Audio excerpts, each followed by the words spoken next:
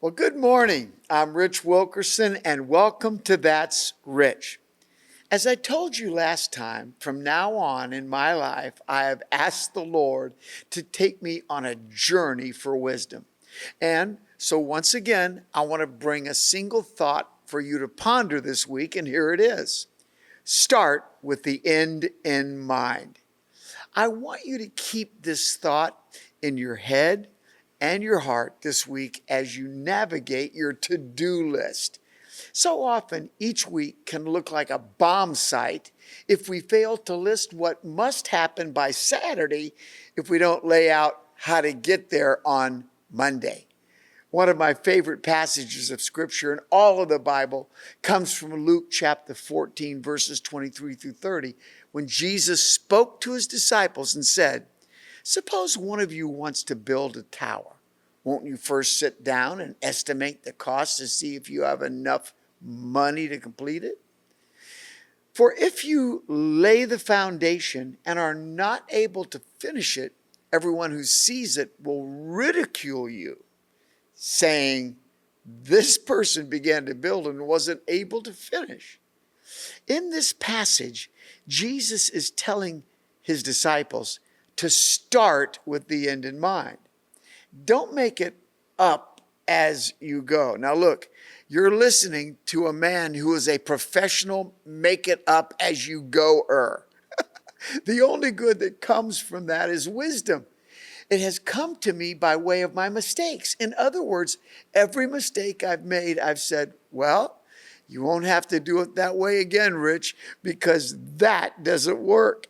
But through the years, I've learned to start with the end in mind. Let me quickly reference another passage of Scripture in 1 Chronicles chapters 28 and 9. Towards the very end of King David's life, he knew that God would not allow him to build the temple of the Lord in Jerusalem. And he also knew that task would fall into the hands of his son Solomon. Even though Solomon was given the mission to build a house for the Lord, David also knew his son was inexperienced. So David prepared the plans, the architectural designs for the temple, and then personally gave, in today's numbers, about $3 billion of his own money to build it. David started with the end in mind. In fact, he knew that he wouldn't even be around at the end of the building of the temple. This is the kind of wisdom you and I must embrace if we are to complete our individual missions in life successfully. Even when you start with the end in mind, there will be challenges along the way. How do you successfully navigate these challenges? First, like King David, develop your vision even on paper before the vision even begins. After I got out of the hospital in March of this year from cancer treatment and was home healed by the power of God, our contractor came to my home and I talked to him about the redo of one of our original church properties here in Miami. After the discussion, we hired an architect. Here's the architectural design he came up with. So we had a plan. Second, while the plan is being developed, no matter what it is, be ready to pivot. What I mean by that is you may not be a sovereign like King David so that you have all the money in the world and people have to do what you say. You may just be you, and you come up against pushback and you have to alter your plan. I'm thinking of Nehemiah, who was led by God to take a group of Jewish refugees back from Babylon to Jerusalem to rebuild the walls of Jerusalem. Even though he had the king's permission, he faced impossible odds from the locals who were already living there, so that his builders literally built with a weapon in one hand and a hammer in the other. He was constantly changing plans until one day he finally finished the wall. You got to have a plan, but things don't always go as planned, so you have to be ready to pivot and adjust.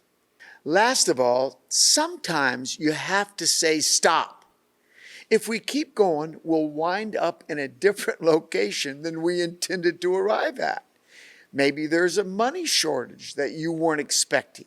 Maybe storms came and for whatever reason you had to stop the plan.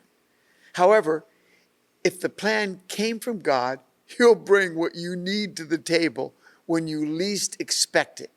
Recently, during the remodeling of our original facility, I saw that there were cost overruns that we hadn't expected.